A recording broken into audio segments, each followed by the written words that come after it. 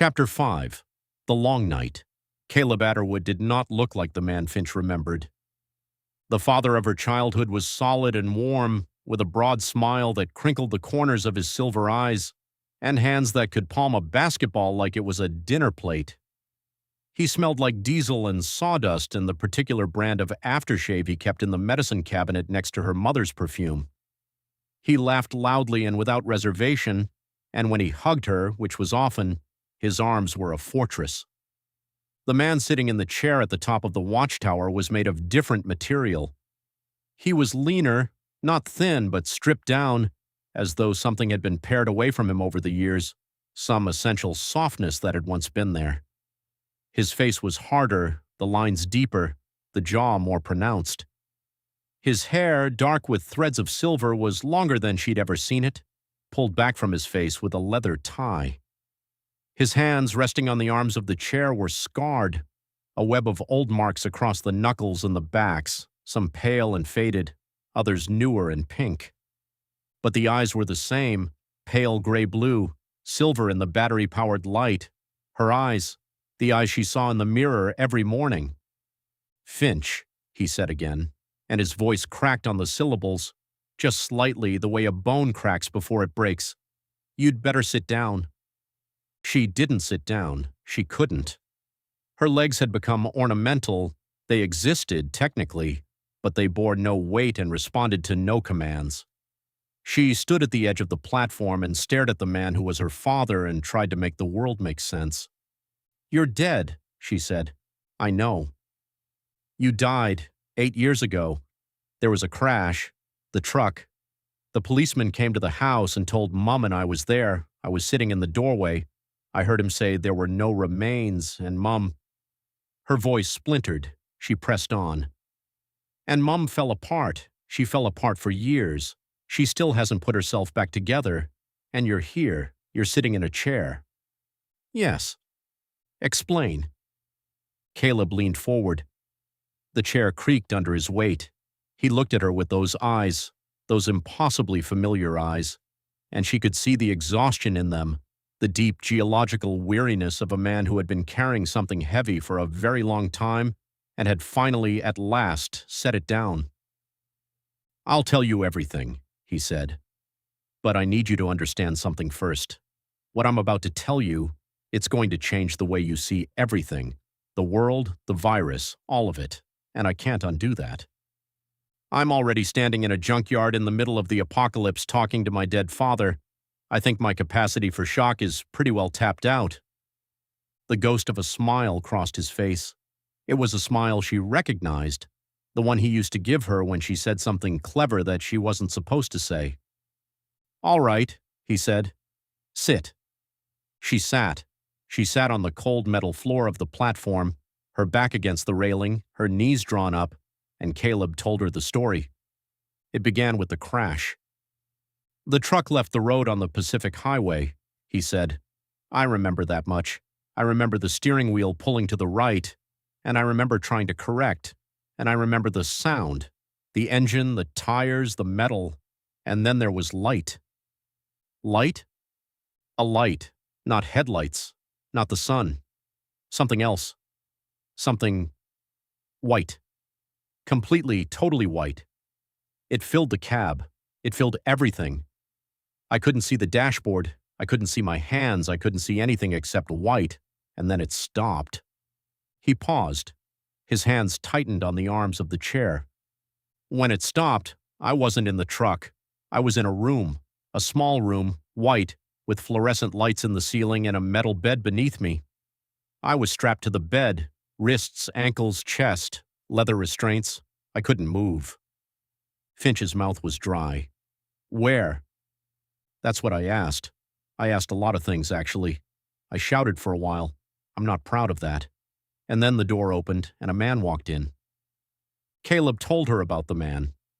He was tall, mid-50s, wearing a lab coat and an expression of clinical interest, like Finch's father was a specimen that had been placed on the table for his examination.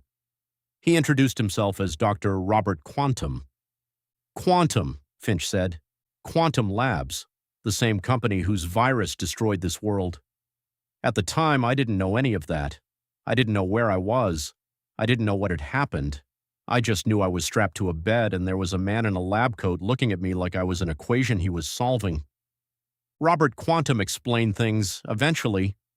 He explained with the calm, measured cadence of a man who had rehearsed this explanation many times and no longer felt the need to tailor it to his audience. He explained that Caleb had been brought here from Earth 1, that this was Earth 2, a parallel world, identical in almost every way, except for the details that mattered. He explained that Earth 1's inhabitants had stronger immune systems, more resilient biology, a kind of genetic robustness that Earth 2's people lacked. He explained that this robustness was the key. To what? Finch asked.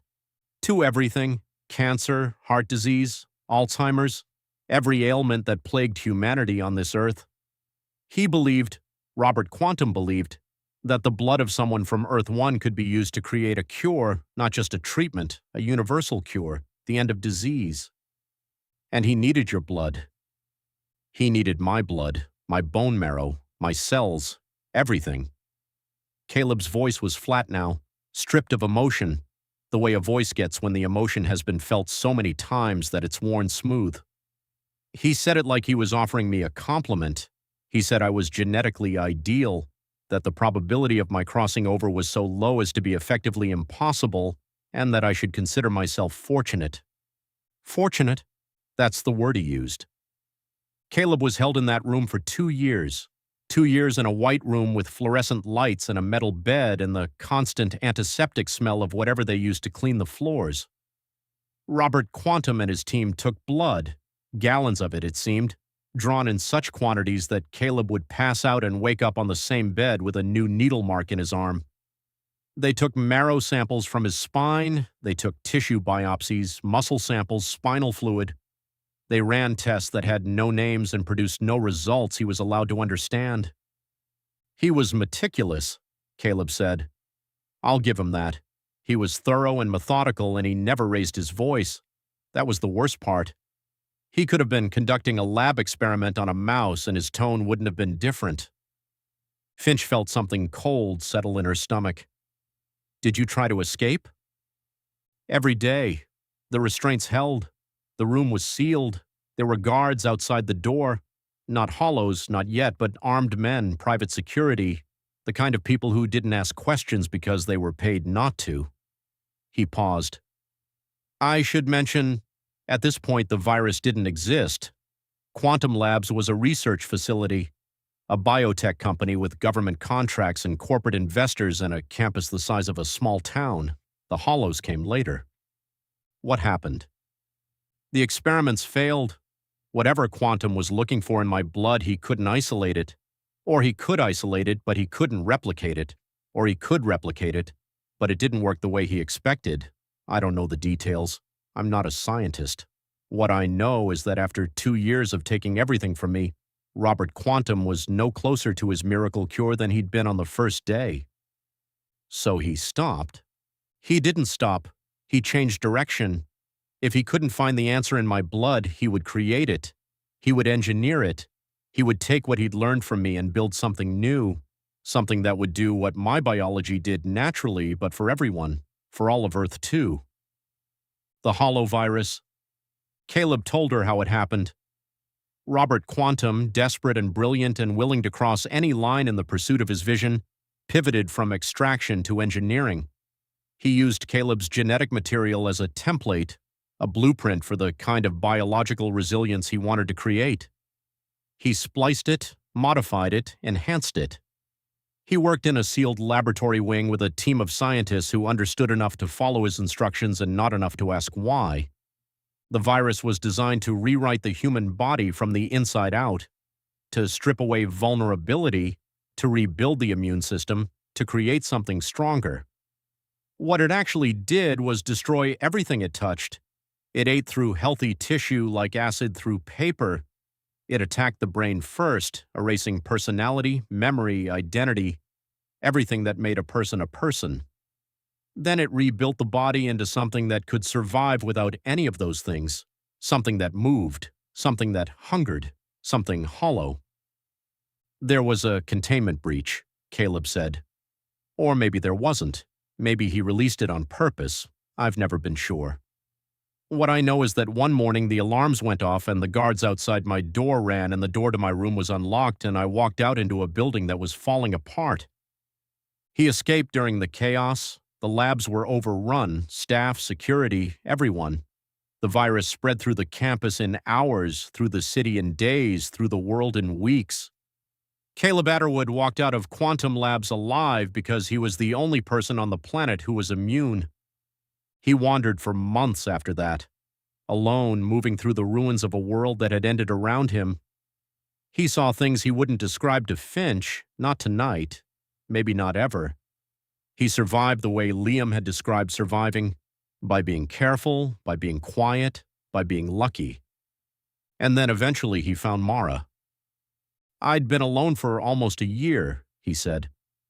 I wasn't doing well. I was sleeping in the open, eating what I could find, avoiding the hollows. And one day I collapsed on a road, just fell down because I was dehydrated and I hadn't eaten in 2 days. And a woman found me. Mara.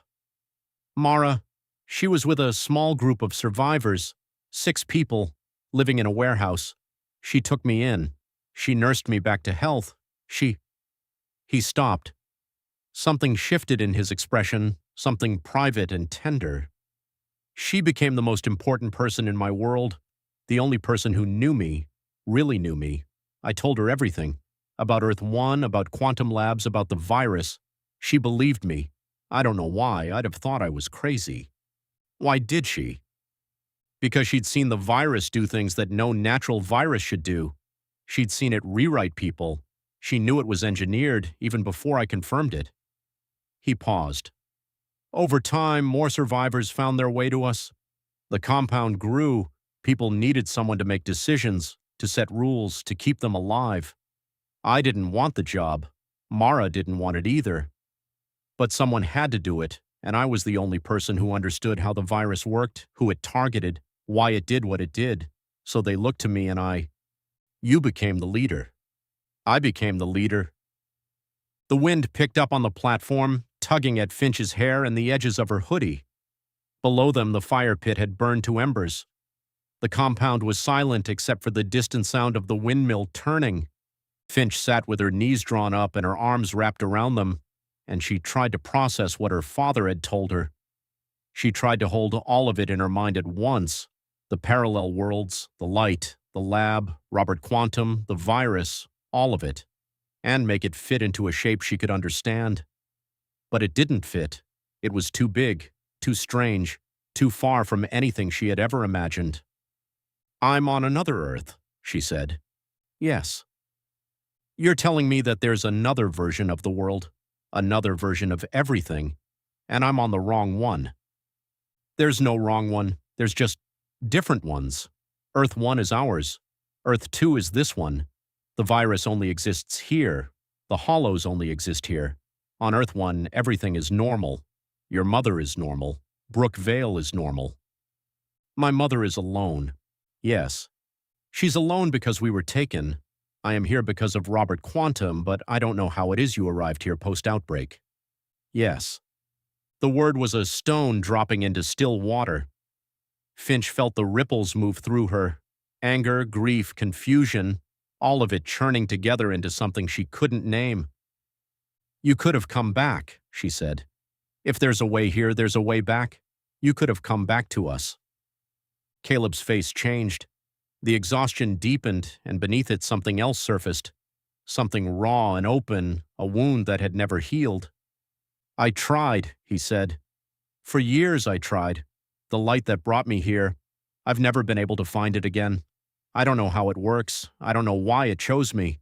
I've spent every year since I escaped looking for a way back, and I have found nothing, not a trace, not a whisper. He looked at her, and his silver eyes were bright in the lamplight, and she could see the tears he was holding back with the same iron discipline that had kept him alive for 7 years in a world that wanted him dead. You being here, he said. You being here, it means something. I don't know what yet, but you're here and I'm here, and we're alive, and that... His voice broke. He pressed his hand over his eyes and breathed, and Finch sat on the cold metal floor and watched her father cry for the first time in her life. She didn't move toward him. She didn't reach out. She sat where she was and let the tears come for him, because some moments are too big for comfort, too vast for touch. She sat and she breathed, and the wind moved across the platform, and the embers glowed far below, and the world, the wrong world, the other world, the only world she had, turned beneath them. After a while, Caleb lowered his hand. He looked at her. She looked at him. "I need time," Finch said. "I know. I can't just accept all of this. You've had 7 years. I've had 7 days." "I know. I'm angry." "You should be." "I don't know if I can forgive you." "I don't expect you to." She looked at him. He looked at her. The wind blew. The world turned. "Can I go back to my mat now?" she asked. "Yes," Caleb said. "Of course you can." She climbed down the ladder in the dark, her hands sure on the rungs even though her vision was blurred. She found her way through the compound to the container dormitory. She found her mat. She lay down on her back and stared at the corrugated iron ceiling and thought about her mother, alone in a house in Brookvale with a flannel jacket hanging on a hook by the door and a pair of boots by the back door and a wedding ring on the dashboard of a truck that had wrapped itself around a tree. She thought about Earth 1, a world without hollows, without quantum labs, without avarice. A world where the rain fell on the roof and her mother made tea and her father drove trucks and everything was normal and small and safe. She thought about the coloring book and the purple horse with the green mane. She didn't sleep for a long time. When she finally did, she dreamed of a light, white and total and absolute, filling a truck cab on the Pacific Highway, filling everything, erasing the road and the rain and the tree and the sound of impact, replacing it all with a silence so complete it was almost a sound of its own. In the morning, she would begin again. Chapter 6. The Shape of Things. The weeks that followed were the strangest of Finch's life, which was saying something because the preceding weeks had involved waking up on a destroyed highway in a parallel dimension. She settled into the junkyard the way you settle into a language you don't quite speak, with effort, with mistakes, with the gradual exhausting acquisition of vocabulary. The routines of survival, the particular skills required to exist in a world that had been stripped of everything that made modern life effortless. She learned which rainwater containers were for drinking and which were for washing. She learned the sound the gate made when it opened, a low grinding shriek that carried across the compound, and the sound it made when it closed, a heavy final clunk that meant you were inside and the world was outside. She learned which paths through the compound were quickest in the dark, which containers creaked in the wind, which of the cooking fires produced the most smoke and which the most heat. She learned the people, not all at once. The junkyard was not a place that revealed itself quickly. It was layered, like sediment. The outer layer was the one you saw, the daily business of eating and working and patrolling, but beneath that were deeper strata, the alliances, the resentments, the histories, the quiet alliances and quiet betrayals that accumulate in any small community over time. Dave, who ran the food logistics, turned out to be a retired chef. He had worked in a restaurant in Surrey Hills before the virus, and he approached the problem of feeding 50 people with the same creative intensity he had once applied to degustation menus. The result was food that was better than it had any right to be. Stews thickened with foraged mushrooms, bread baked in a repurposed oil drum, a jam made from wild berries that was so good Finch actually closed her eyes the first time she tasted it. "That's a reaction," Dave said, watching her. "Most people just shovel it in." "It's incredible," Finch said, her mouth full. "Technique," Dave said, tapping his temple. "It's all technique. You can make anything taste like something with the right technique." Pat, who ran the medical area, was a former nurse. She had been a ward sister at Royal North Shore before the collapse, and she brought to her current work the same unflappable competence she had once applied to emergency departments. The medical container was immaculate, supplies cataloged, surfaces cleaned, procedures posted on the wall in neat handwriting. She checked on Finch every morning with the same brusque efficiency. "You're settling in," Pat said one morning, shining a penlight into Finch's eyes. "Good color in your cheeks. How's your sleep?" "Bad." "That'll improve. Your body will catch up with the reality eventually. In the meantime, eat well, drink water, and don't skip the morning stretches. Mara will kill you if you skip the morning stretches." Mara. Mara was, as Finch had quickly come to understand, the operational backbone of the junkyard. Caleb was the leader in the sense that he made the big decisions: who to trade with, when to fortify, how to allocate resources on a strategic level. But Mara was the one who made sure the decisions actually happened. She ran the daily operations with a precision that bordered on military, assigning roles, resolving disputes, coordinating patrols, managing the endless logistical puzzle of keeping 50 people alive in a world designed to kill them. She also, it turned out, had decided that Finch needed training. "Up," Mara said, appearing at Finch's mat at dawn 3 days after her arrival. "We're starting today." "Starting what?" "Learning not to die." The training was brutal, not in the dramatic cinematic way. No one was throwing Finch into pits or making her run laps in the rain. It was brutal in the way that all real training is brutal: repetitive, exhausting, deeply humbling, and punctuated by moments of genuine fear. Mara taught her how to move quietly, how to place her feet, how to distribute her weight, how to step over debris without making a sound. She taught her how to listen, not just to hear, but to listen, to distinguish between the shuffle of a hollow and the footfall of a person, between the wind and something moving through the wind. "The hollows are slow," Mara said, "but they don't get tired. They don't stop. If they hear you, they will follow you until they find you or until you find something sharp, so don't let them hear you." She taught her how to use the knife, not the kitchen knife Finch had scavenged from the motel. Mara replaced it with something better: a short-bladed utility knife with a wrapped handle and a sheath that hung from her belt. She taught her the grip, the stance, the mechanics of a strike. She taught her where to aim: the head, always the head, because the hollow's bodies continued to function even when everything above the neck had already decayed. "Aim for the temple," Mara said. "If you miss the temple, go for the base of the skull. If you miss that, you're already dead, so don't miss." She taught her how to read a map, how to identify landmarks, how to navigate without a compass. She taught her basic first aid: pressure on a wound, the recovery position, how to clear an airway. She taught her the names of edible plants, the ones that grew wild in the overgrown streets and parks of the dead city, and the ones that would kill you. "You're a fast learner," Mara said one afternoon, after Finch had successfully navigated a 2-kilometer course through the compound's perimeter and returned within the allotted time. "That's good. It means you might live." "High praise." "Don't get used to it." Mara was not warm. She was not cold either.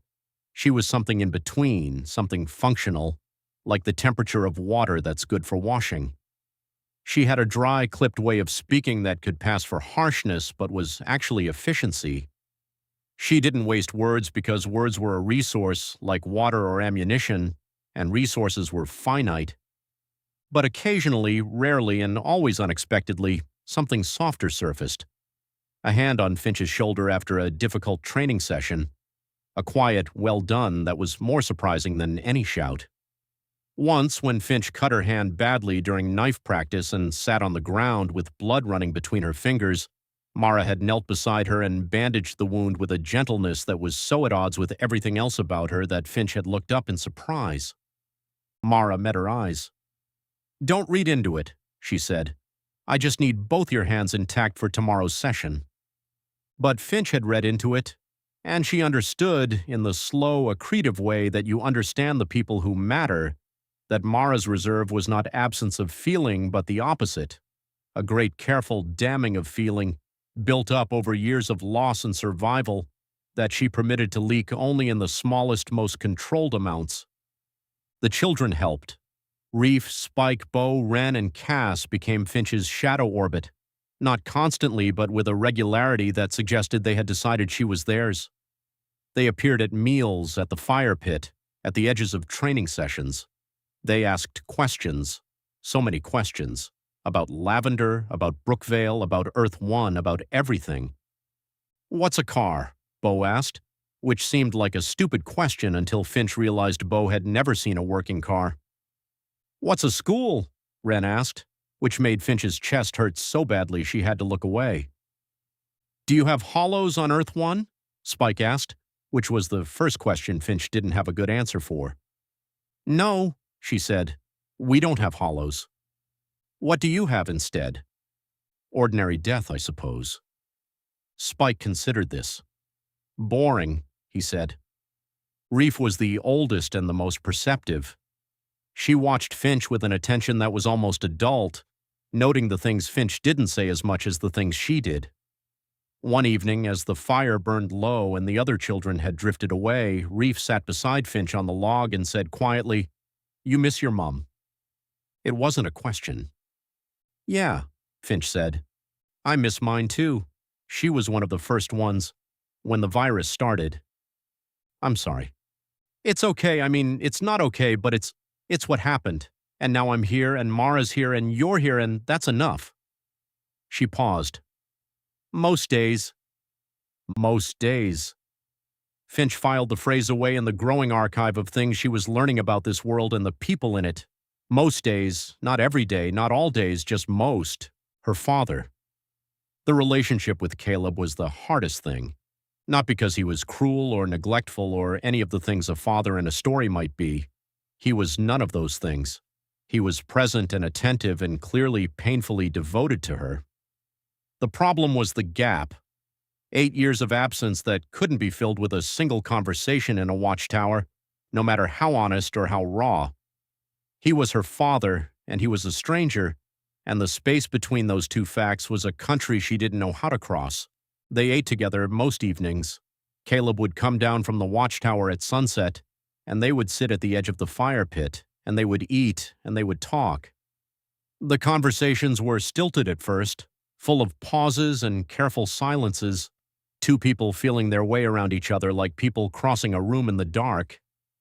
Caleb asked about her childhood, not the broad strokes. He knew those in the way that someone knows a story they've been told secondhand, but the details, the small, specific, irreplaceable details that make a life. "Did you like school?" he asked. "It was fine. I wasn't popular. I wasn't unpopular. I was just normal." "Yeah. You were always going to be normal. You were the most normal child. You ate the same breakfast every day for 3 years. Toast with butter cut diagonally. You refused to wear shoes until you were 4. You colored in all your coloring books from back to front. You remember that?" "I remember everything about you. Every single thing." He said it with a weight that made Finch look at him, and in his silver eyes she saw something that she recognized because she felt it too. The particular exquisite pain of loving someone you'd lost and found and lost the shape of in the finding. She asked about his years, the wandering, the loneliness, the slow building of the junkyard. He told her things, not everything. She could tell he was editing, choosing the things she could bear to hear and leaving the rest in silence. But enough. He told her about the first hollow he'd killed. A woman, or what had been a woman, standing in the middle of a road in Parramatta, groaning at the sky. He'd spent 20 minutes trying to communicate with her before he understood that there was no one left to communicate with. He told her about Mara, about finding her, about being found by her, about the slow, careful construction of a partnership that had become the foundation of everything they'd built. "She saved my life," he said. "Not just in the physical sense. She gave me a reason to keep living. After everything that happened, after the lab, after the escape, after seeing what the virus did, I was ready to stop. I was ready to lie down and let the world take me, and she wouldn't let me. She's remarkable. She is." "Do you love her?" The question surprised both of them. Finch hadn't intended to ask it. It came out the way things sometimes come out in this new world, blunt and unvarnished, without the protective layer of social convention that had once governed conversation. Caleb looked at her for a long moment. "Yes," he said. I do. Is that okay? That I'm asking. It's more than okay. It's normal. You being normal, asking normal questions. It's what I've been missing. Nights on the watchtower became a ritual. After the first week, Finch began climbing up after dinner when the compound was settling into its nighttime rhythms and the fires were burning low. She would find Caleb at his desk or leaning against the railing, looking out at the dark. Sometimes they talked, sometimes they didn't. Sometimes they just stood side by side and watched the stars, which were the same stars she'd known on Earth 1, the same constellations, the same indifferent beauty. "Do you think Mum knows," Finch asked one night, "that I'm gone?" "I don't know." "Do you think she's looking for me?" "I think your mother has spent 8 years looking for me, and if you've disappeared in the same way, she will—" He stopped, finished silently with his face turned toward the dark. "She'll fall apart," Finch said. "Yes. We have to find a way back." "I know. Have you ever been close to finding a way?" "Once. I found a place about 3 years ago where the light had been, a field outside Campbelltown.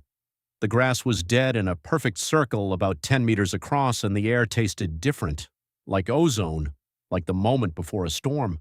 I went there every day for 6 months. I sat in the center of the circle and I waited, and nothing happened. Nothing. Nothing. Eventually the circle filled in. The grass grew back. The air stopped tasting like ozone. Whatever had been there, whatever had brought me here, it was gone." They stood in silence. The stars burned. The wind turned the windmill. "There has to be a way," Finch said. "There is. I believe that. I have to believe that because the alternative is accepting that I'm here forever, and I can't. I won't accept that. Your mother is there. You're here. There's a door somewhere, and I'm going to find it." She looked at him. Her father, her stranger, her impossible, improbable, alive father. "Together," she said. He looked at her, and for the first time since she'd arrived, he smiled. Not the ghost of a smile, not the thin, tired smile of a man managing his own exhaustion. A real smile, a smile that reached his eyes and lit them from within and made him look for just a moment like the man in the photographs on the mantelpiece in Brookvale. "Together," he said. Chapter 7. The Run. The supply run was Caleb's idea, and it was the first time Finch saw him in his other role. Not the father, not the watchtower, not the man with the silver eyes and the cracked voice, but the leader, the planner, the one who looked at a map and saw not terrain but possibilities, not distance but risk, not a destination but a series of decisions that would determine whether everyone came home alive. "We need a run," Caleb said over breakfast, addressing Mara and John and a handful of the compound's core members. "The water filters are degrading, the generator fuel is low, and we're out of nails. If we're going to reinforce the north wall before winter, we need materials." "The north wall is holding," John said. "The north wall is fine now. It won't be fine in 3 months. I want it done before the cold sets in." Mara nodded. "I'll put a team together. You, me, and Finch." Mara looked at him. "She's been here a week. She needs to see what's out there, not from the watchtower, from the ground. Her first run is usually supervised, which is why she'll be with us. 2 of the best, unless you don't think we're good enough." Mara's expression didn't change, but something shifted in her eyes. A flicker of amusement, maybe, or recognition of the move he was making. Letting her daughter run in the field was either the most protective or the most foolish thing he could do, depending on how you looked at it. "Fine," she said, "but she follows my lead. She does what I say when I say it without question. Agreed?" "Agreed," Caleb said, looking at Finch. "Agreed," Finch said, because she had learned in a week that when Mara set a condition, the negotiation was already over. They left at dawn. The vehicle was a Land Cruiser, or what had been a Land Cruiser before 7 years of post-apocalyptic modification. The chassis was original, as was the engine block, but most everything else had been rebuilt or replaced. The body was a patchwork of welded steel plates, The windows were polycarbonate rather than glass, and the interior had been stripped down to bare metal and fitted with bench seats and storage racks. It ran on diesel that Greg refined from whatever fuel sources they could scavenge, and it sounded like a tank and handled like one too. Mara drove. Caleb rode shotgun with a crossbow propped against the dashboard and a shotgun within arm's reach. Finch sat in the back on a bench seat that vibrated with every revolution of the engine, wedged between crates of empty jerry cans and a toolbox that rattled like bones. They headed south, through the industrial sprawl that surrounded the compound, and into the suburbs. The streets were empty, not the dramatic, cinematic emptiness of a disaster movie, but the quiet, mundane emptiness of a place where life had simply stopped. Cars sat in driveways, shopping centers stood with their doors open and their shelves bare, playgrounds stood motionless, their equipment rusting in the rain. "There's a hardware store on the other side of Hurstville," Mara said, navigating a turn around a fallen power line. "We hit it last month and it was still producing. Nails, timber, wire, pipe, anything we can carry." "And the hollows?" "Low density. This area was evacuated early. Most of the population either got out or got turned in the first wave. We might see a few stragglers, but nothing we can't handle." "Stragglers?" Finch repeated from the back seat. "That's what we call the lone hollows, the ones that didn't join a pack. They're easier to deal with, slower, more predictable. One person with a knife can take down a straggler." "And a pack?" Mara glanced at her in the rearview mirror. "A pack, you run." The hardware store was exactly as Mara had described, a squat, functional building on a commercial strip, its parking lot littered with abandoned cars and its interior dark and dusty but still stocked. They entered carefully, Mara first with her machete drawn, then Caleb with the crossbow, then Finch with her utility knife and her heart hammering so hard she could feel it in her teeth. The store was empty. No hollows, no people, no movement. Just rows of shelving units standing in the half-light like sentinels, and the smell of old paint and chemical preservatives. "Quick and quiet," Mara said. "Fill the jerry cans from the pipe fittings aisle. Caleb, grab the nails, every box you can find. Finch, timber, 2x4s, plywood, whatever you can carry." They worked. Finch carried timber in armfuls, stacking it in the back of the Land Cruiser while the others loaded heavier items. The work was physical and immediate, and she was grateful for it. Grateful for the simplicity of carrying things from one place to another, for the way it occupied her hands and her attention and left no room for the larger, more complicated things she was trying not to think about. They were halfway through loading when Mara held up a fist. Silence. Finch froze, a length of plywood balanced across her shoulders. A sound, distant but distinct. The groan of a hollow. Mara pointed. Finch looked. At the far end of the parking lot, behind a row of abandoned cars, a shape was moving. Just one. A straggler shuffling aimlessly between the vehicles, its groan a low, continuous drone. Mara gestured. "Wait." They waited.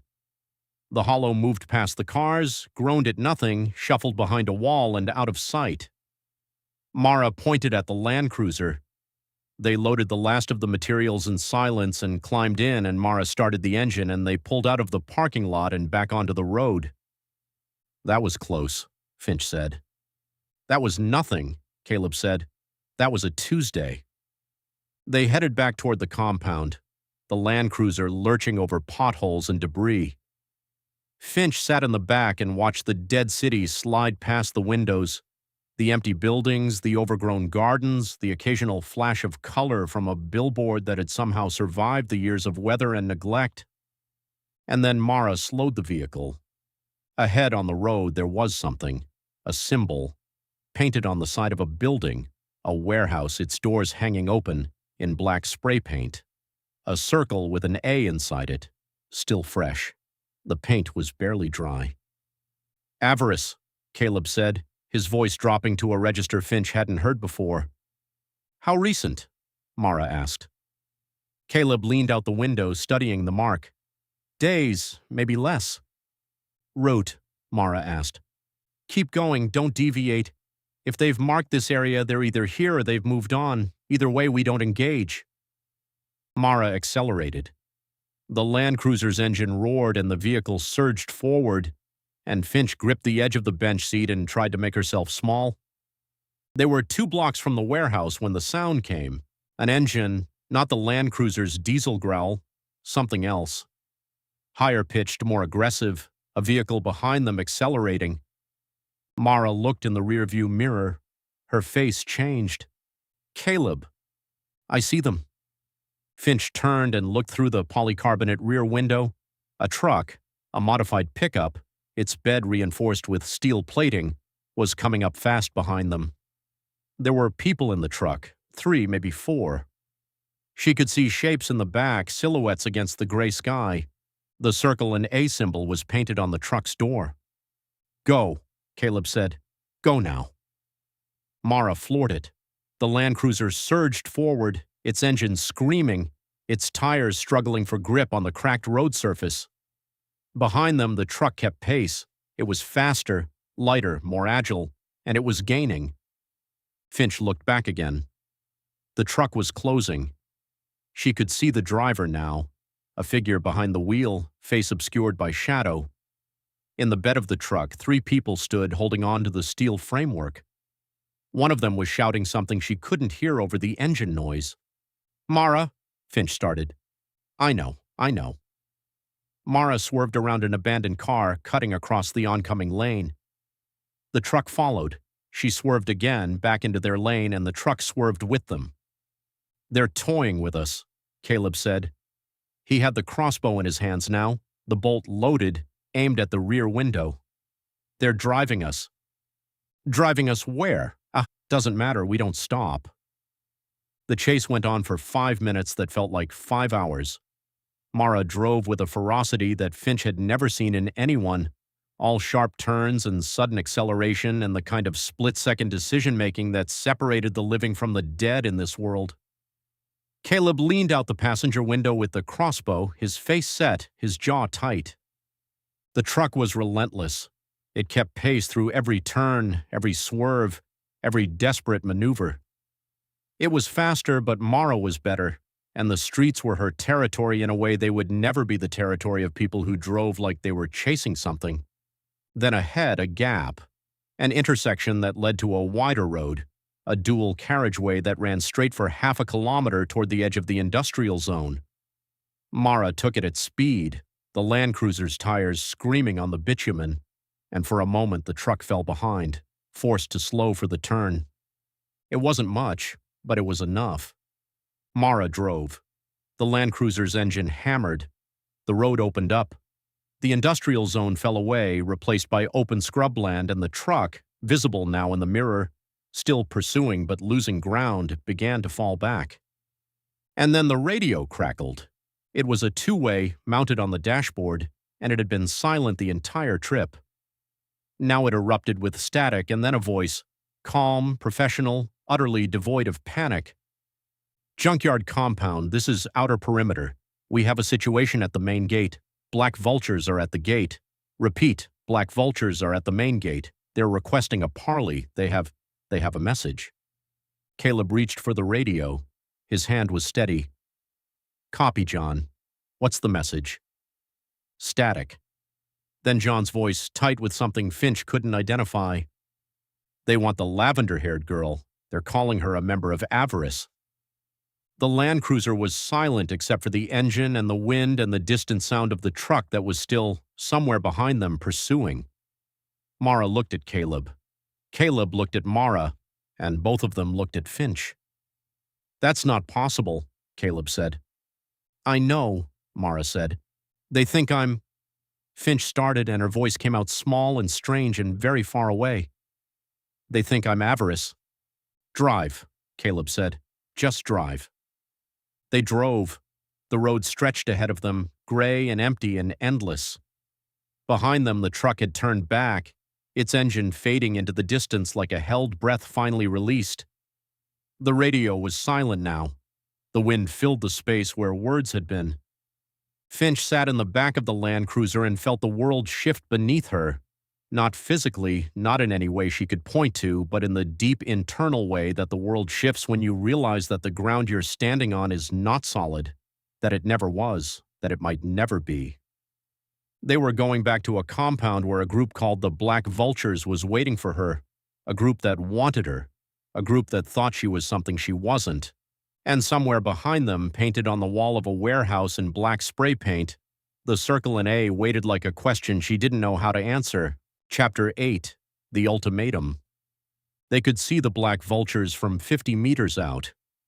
The junkyard's main gate was flanked by vehicles, 3 of them parked in a semicircle that blocked the entrance with the casual authority of people who were accustomed to taking what they wanted. Trucks, mostly. Modified the way everything in this world was modified. Welded steel, reinforced beds, the kind of functional ugliness that came from prioritizing survival over aesthetics. People stood around the vehicles, maybe 15, Finch counted, armed. Crossbows, machetes, a few firearms, real ones, not the improvised weapons she'd seen in the junkyard. The Black Vultures were better supplied than the junkyard, which made them more dangerous in the way that having resources always makes a group more dangerous. At the center of the semicircle, leaning against the hood of the largest truck, was a woman. She was tall and taller than Mara, taller than most of the men in her entourage. Lean, almost gaunt, with the kind of angular physicality that suggested not frailty but efficiency, as though every unnecessary ounce had been burned away by years of living hard. Her hair was black, cropped close to her skull. Her skin was dark, sun-weathered, and her eyes, Finch could see them even from this distance, were sharp and bright and utterly devoid of warmth. She held a machete, not drawn, not raised, just held, resting against her thigh, the blade catching the gray light. It was longer than Mara's, wider, and it looked like it had been used. Recently. Mara stopped the Land Cruiser 30 meters from the gate. They sat in the vehicle for a moment, engine idling, looking at the tableau ahead of them. "That's Sable," Caleb said. "Black Vulture's leader." "She looks like she eats people," Finch said. "She doesn't eat people, she does everything else." Caleb opened his door. "Stay in the vehicle." "Like hell I'm staying in the—" "Finch." His voice was the leader's voice, firm, final, brooking no argument. "Stay, in, the vehicle." He got out. Mara got out.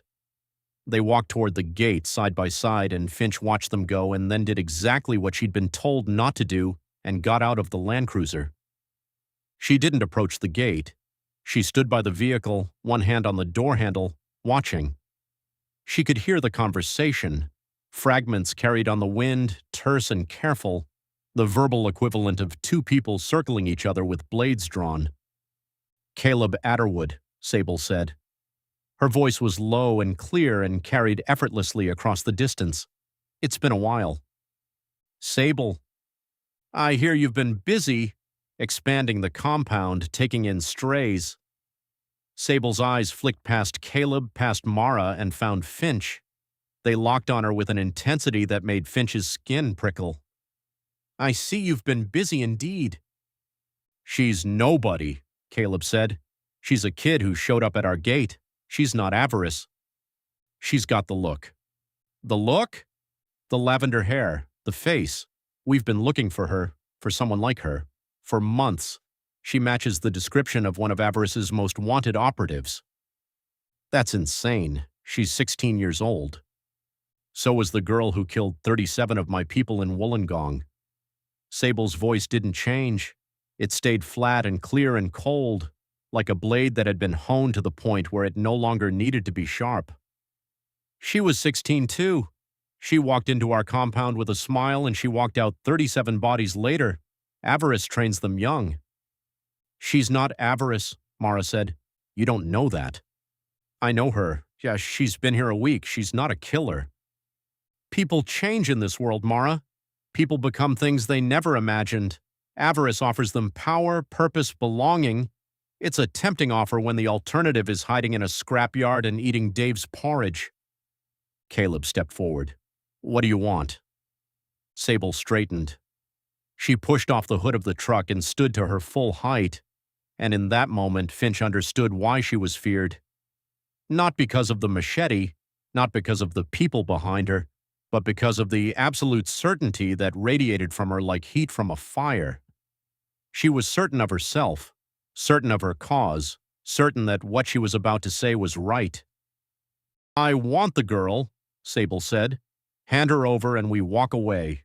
You'll never see us again. The Black Vultures and the junkyard will have no further conflict." "And if we refuse?" Sable looked at him. The machete shifted in her hand, not raised, just adjusted, the way you'd adjust your grip on a tool. "Then we burn your compound to the ground," she said, "and everyone in it." The silence that followed was absolute. Finch could hear her own heartbeat. She could hear the wind. She could hear the faint, distant groan of a hollow somewhere in the empty streets beyond the compound walls. Caleb didn't move. "You're bluffing." "I don't bluff. Ask anyone who's dealt with me. I say what I mean and I mean what I say." Sable paused. "You've got 24 hours, midnight tomorrow. Hand her over or we start burning." She turned. Her people turned with her, moving with the practiced synchronicity of a group that had rehearsed this, or performed it many times before. They climbed into their vehicles. The engines started. The trucks pulled away from the gate and turned south and were gone, swallowed by the dead streets like they had never been there at all. The compound was silent. Caleb and Mara walked back to where Finch was standing. Their faces were grim. The word that moved between them, unspoken, was a weight they all felt, but none of them named. Inside the compound, word had spread. People stood in clusters, talking in low voices. The children were in the dormitory. Finch could see them through the container's open door, huddled together, Reef's arm around Wren. The mood was the mood of people who had been given bad news before and knew that bad news was the only kind that ever came. The council convened in the communal kitchen. Caleb, Mara, John, Pat, Greg, Dave, and a handful of others. Finch stood at the edge of the group because no one had told her to leave and she wasn't going to leave.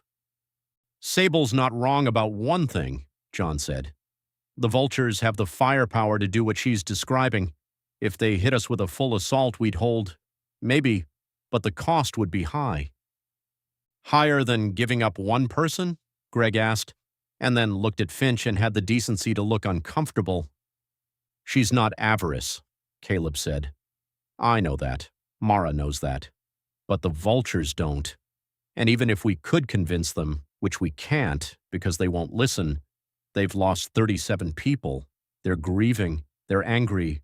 They want someone to blame, and they've decided it's her." "We could fight," Mara said. It was the first time she'd spoken. Her voice was level, but Finch could see the tension in her jaw, the way her hands gripped the edge of the table. "We could fortify. We could make it costly enough that they decide it's not worth it." "And lose how many of ours in the process?" Caleb said. 10, 15, 20? For someone they think is an enemy? For someone who's innocent? Innocence doesn't stop a crossbow bolt." The room fell silent. Caleb stood at the head of the table, his hands flat on its surface, his head bowed. He looked in that moment like a man who had been asked to solve an equation that had no solution, every variable pointing toward loss, every possible answer wrong. He looked up. He looked at Finch. "I won't give you up," he said.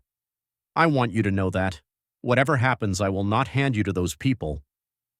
"Dad." "But—" He paused. The word sat in the air like a held breath. "But the compound, the people here, they didn't choose this. They didn't choose to have a target painted on them because of someone else's mistake, and I can't ask them to die for it." Mara looked at him. Something passed between them. A conversation in a glance, the kind of shorthand that develops between people who have survived together for years. "You're not suggesting what I think you're suggesting," Mara said. "I'm suggesting that we leave." The word landed like a stone. Leave, the compound, the junkyard, the only home any of them had known in the years since the world ended. "If we leave," Caleb said, "the Vultures have no target, they have no grievance, They walk away. The compound survives. Everyone here survives. And you don't, Mara said. I'm not asking anyone to come with me. Finch and I will leave, alone. We'll go west, into the mountains, into nowhere. The vultures won't follow us. They don't care about us as individuals. They care about the perceived threat. Remove the threat, and they remove themselves. You're talking about exile, Mara said. You're talking about walking into the wilderness with no supplies, no shelter, no backup, and no plan. I'm talking about protecting these people. Mara looked at him for a long time, then she stood up. The chair scraped against the floor. She looked at the faces around the table, John, Pat, Greg, Dave, and then she looked at Finch, and then she looked back at Caleb. I'm coming with you, she said. Mara, don't. She held up a hand. Don't argue with me. You're not walking into the wilderness with a 16-year-old and no support. You'll die in 3 days. I've survived 7 years. You've survived 7 years in a compound with walls and people and supplies. This is different, and you know it. She paused. I'm coming. That's not a negotiation. Caleb looked at her. The hardness in his face softened, just for a moment, just a flicker, and in that flicker Finch saw something that she recognized. Love. Not the dramatic, cinematic kind. The quiet, steady, stubborn kind. The kind that doesn't ask permission. All right, Caleb said. They turned to Finch. She stood at the edge of the table, her hands at her sides, her lavender hair falling across her face. She looked at her father. She looked at Mara. She looked at the faces of the people who had for one brief week been something like a community around her. I didn't ask for this, she said. I didn't ask to be here. I didn't ask to look like whoever they think I look like, and I know that people will die if I stay. We don't know that for certain, John said. We know it well enough. She looked at Caleb. When do we leave? Midnight, before the deadline. I need to say goodbye to the kids. Caleb nodded. I know. The hours before midnight passed with the slow quality of time that is running out. Finch packed her backpack, the same gray hiking pack she'd found in the service station what felt like a lifetime ago. She added the utility knife Mara had given her, a water bottle, a bag of dried food that Dave pressed into her hands without a word, and a small first aid kit that Pat had prepared with military precision. She found the children in the dormitory. They were awake, all of them. They sat on their mats in a circle, and they looked up when Finch appeared in the doorway with her pack on her back and her face set in the particular expression that children learn to recognize as the face of someone who's about to say something they don't want to hear. You're leaving, Reef said. Yeah. Because of the vultures. Yeah. That's not fair. No, it's not. The silence that followed was thick with all the things children feel and don't have the words for. Finch knelt down so she was at their level, Reef, Spike, Bo, Wren, Cass, and she looked at each of them in turn. Reef's eyes were red. She was holding it together with the fierce, trembling determination of a 12-year-old who had decided that crying was a luxury she couldn't afford. But the tears came anyway. Not sobbing, just a slow, steady flow like water finding its level. I'll come back, Finch said. You don't know that. I know that I want to. Reef nodded. She wiped her face with the back of her hand and sniffed hard. You'd better. Spike stepped forward. He was 11 years old, and he stood like he was trying to take up as much space as possible, his shoulders squared, his chin raised. He extended his hand. Finch took it. His grip was surprisingly firm. He held it for a moment, then released it. Don't die, he said. I'll try. Try harder than that. Bo came next. She was 7 and she had no words for what she was feeling, so she simply threw her arms around Finch's waist and held on with a strength that was startling in someone so small. Finch held her. She held her and felt the small warm body against hers and the arms around her back and the face pressed into her stomach, and she thought about Earth 1 and her mother and the house in Brookvale and the coloring book and the purple horse. It's okay, Bo, she said. It's okay. Bo let go. She didn't say anything. She just stepped back and wiped her eyes and stood very straight, like she was trying to be brave by force of will.